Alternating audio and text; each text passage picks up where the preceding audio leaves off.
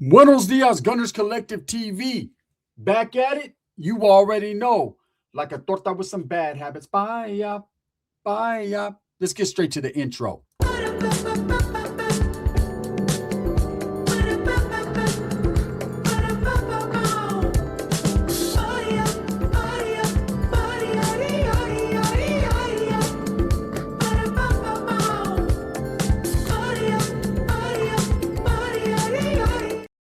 Welcome back to the channel. And if you haven't already hit that like and subscribe button, make sure you go ahead and do that.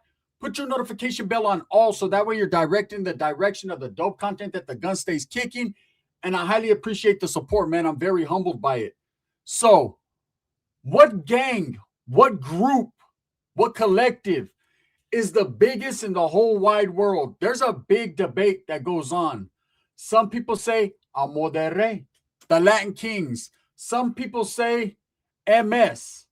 Some people say the Crips, the Bloods, the Norteños.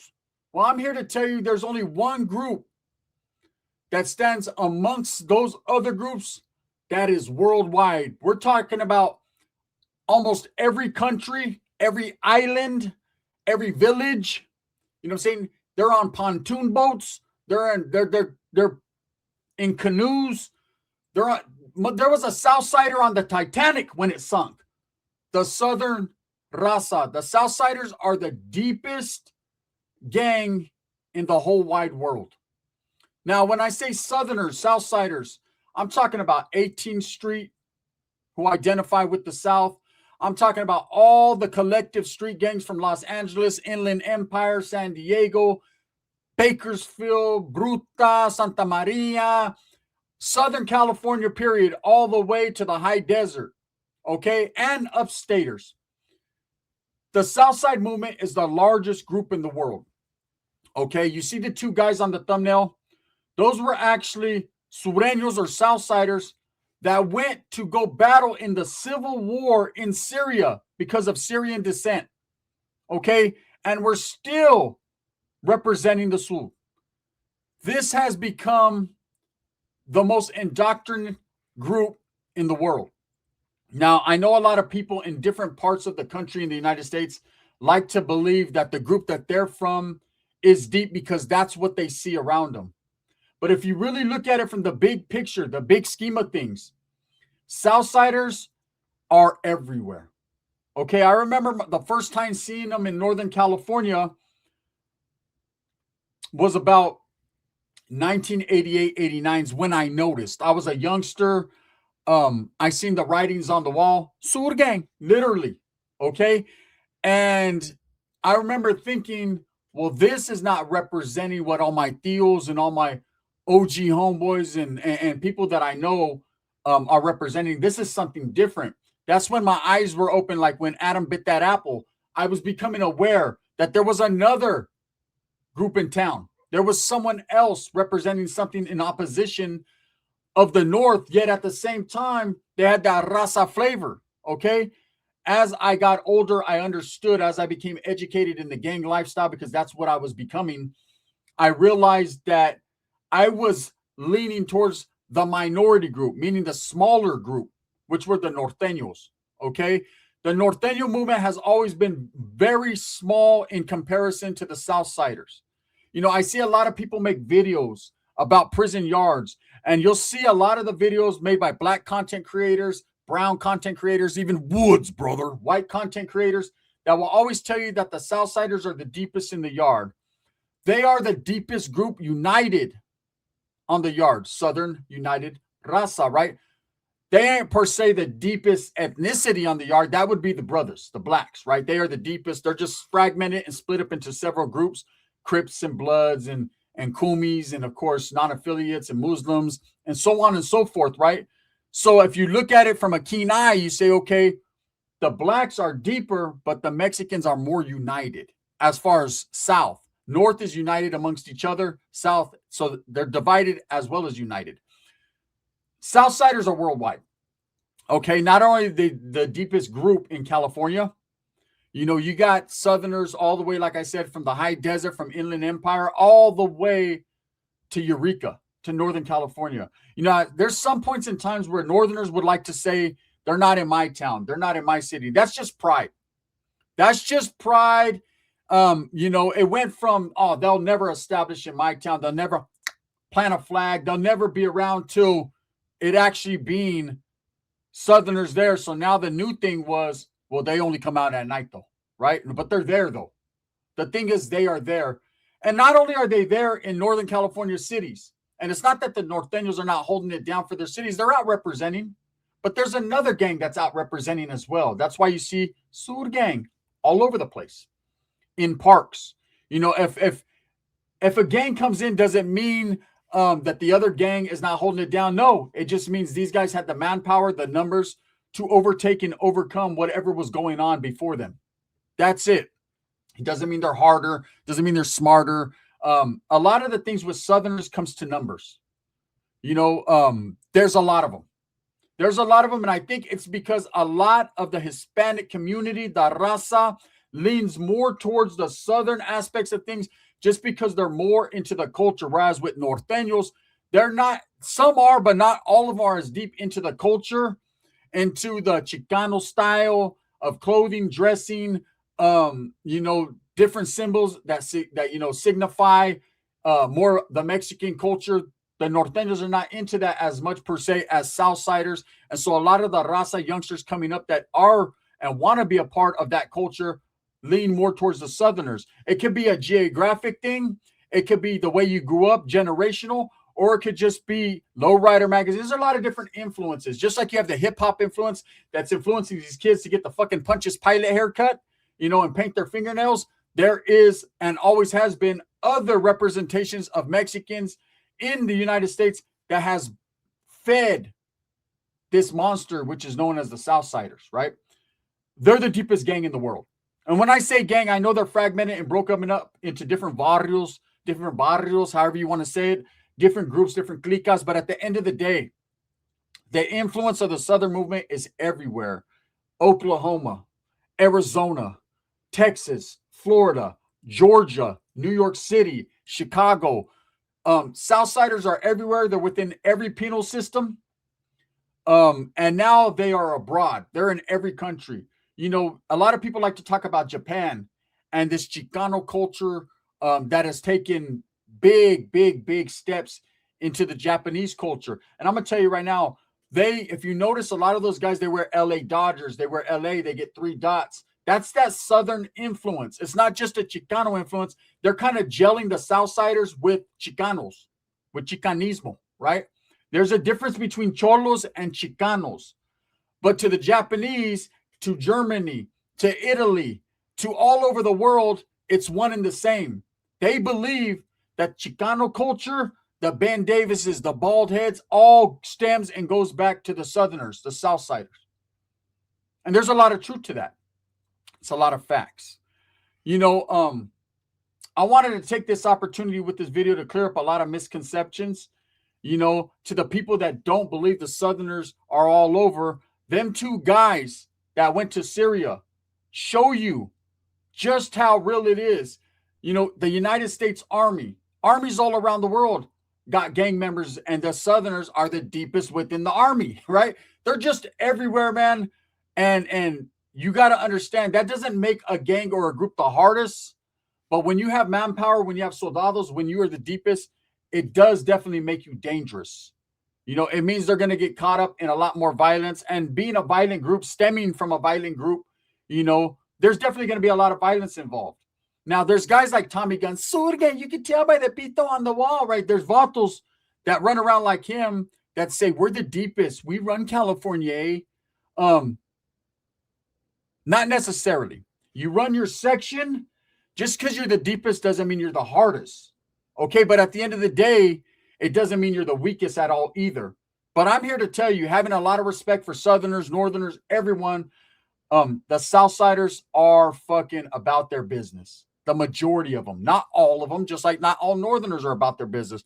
Not all Crips, not all Bloods. There's weak links in every group, and there's motherfucking hitters in every group, right? Like I said, I wanted to take this video and utilize this as an opportunity to explain something to you guys about how the Southerners became the largest group, and some history into the North and South. Because there's a lot of misconceptions out there in the world and people that don't understand the history of what's real and what's not. Let me explain a little bit to you. Without getting too in-depth and disrespecting any organizations, I will mention, without mentioning names, and those that know what organizations I'm talking about, they understand. Prior to any organizations in the California penal system in prison being formed, there was just raza. Raza that lived up north and raza that lived down south. And one of the biggest and baddest, most notorious organizations was formed by raza down south. Okay? And it was meant to protect, the raza and to give a title to the raza, because at that point in time, in the 60s, late 50s, 60s, the raza had there was no one to speak for them. Okay? They had no seat at the table. They decided to establish, a few minds got together, like-mindedness individuals that were really about the business in and out of the prison system. And they decided to come together from the youth authority to prison and form a group that would hold it down for the raza and become one of the biggest organizations, not the biggest organizations, but one of the most well-respected and feared organizations. And these guys' ideas started, and they started to take in only the elite, the top of the top. And what do I mean by elite? In prison terms, that means people that were just as crazy, as violent, as smart as they were. Okay, it was an elite group. It was like the stormtroopers, okay, or the Delta Force. That's what they were considered. This was an elite group of Mexican and raza inmates that came together, and basically for a good cause. Everything has started from a good cause and it got bad. What happened over time? Just like anything, things people take different roads. Things get misconstrued. Things change, right? And another group felt that they were being oppressed. They were also from Southern California. These were a group of guys from Southern California. No one from Northern California, from Southern California.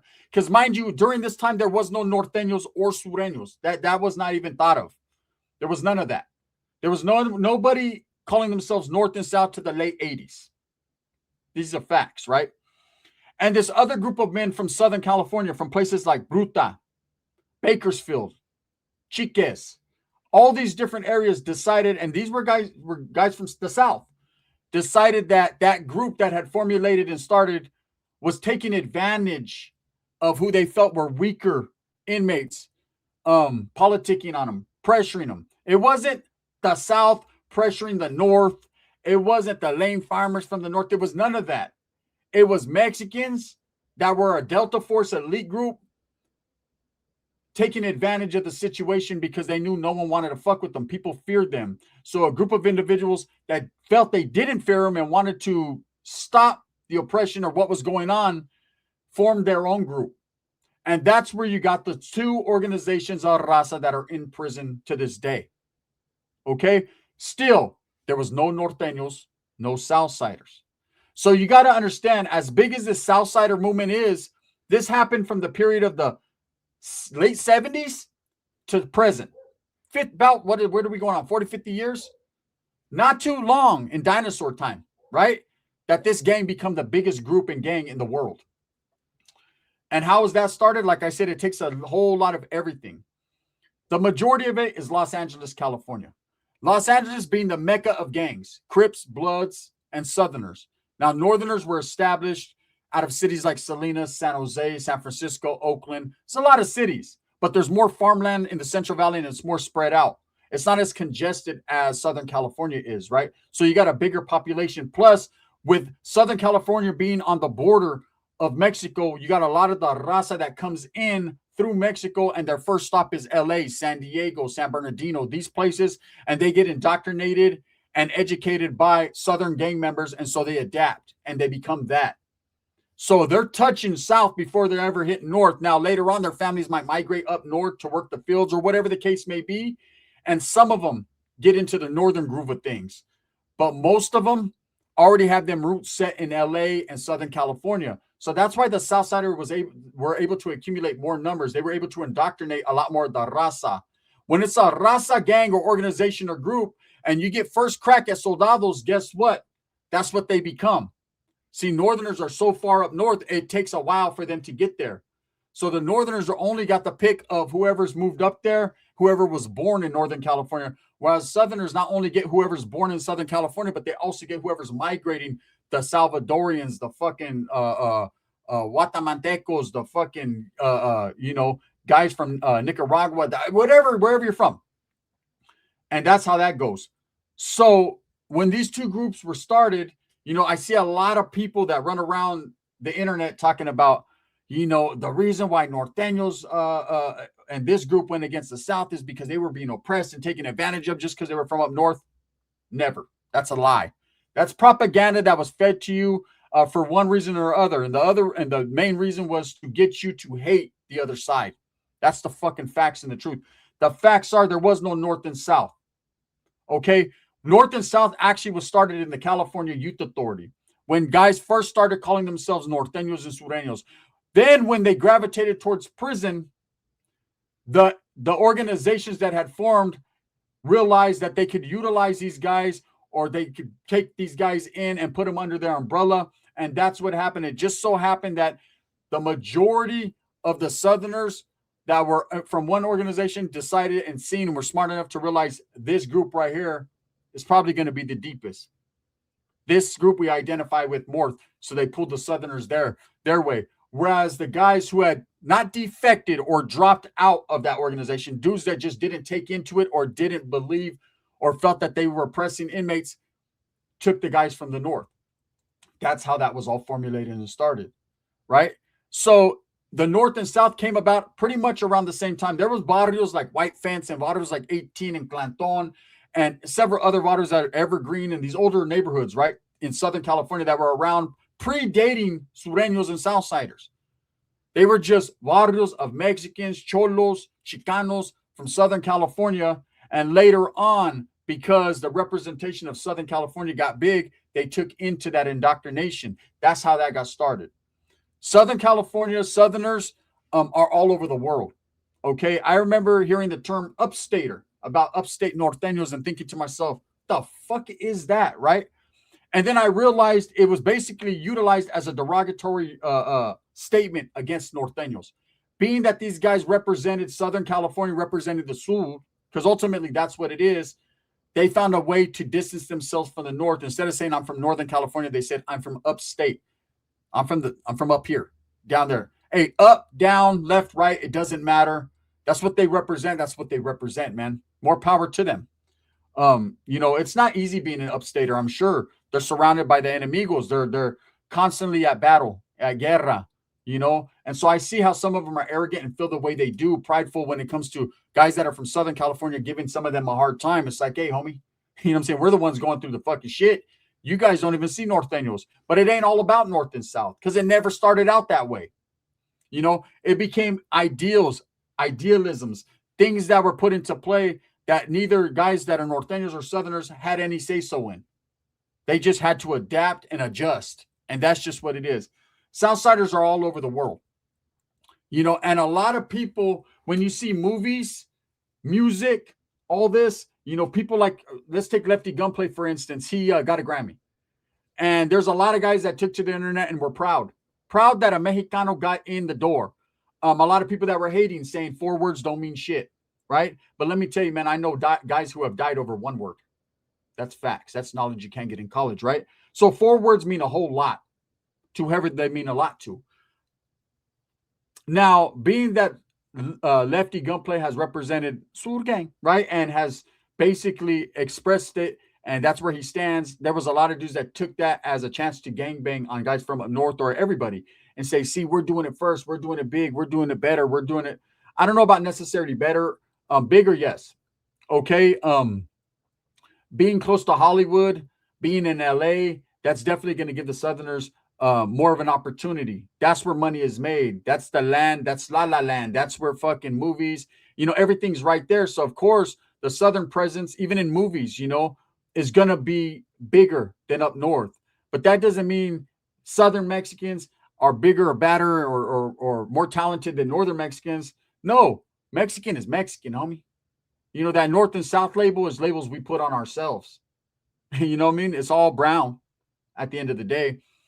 Anyways, I wanted to do this video, man, to kind of shed light on some of the fucking riffraff bullshit propaganda that goes around, you know, YouTube. I see guys that try to, you know, explain to Norteños that are not in the loop or haven't been educated enough to understand that, oh, this is the reason why we hate Southerners, or this is the reason why Southerners hate Northerners, you know.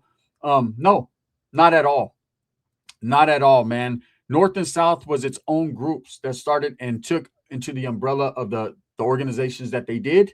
And that's none of our business. But as far as Norteños being oppressed and taken advantage of because they were farmers and all that, I stop watching American Me. That's bullshit, right? That it has never happened.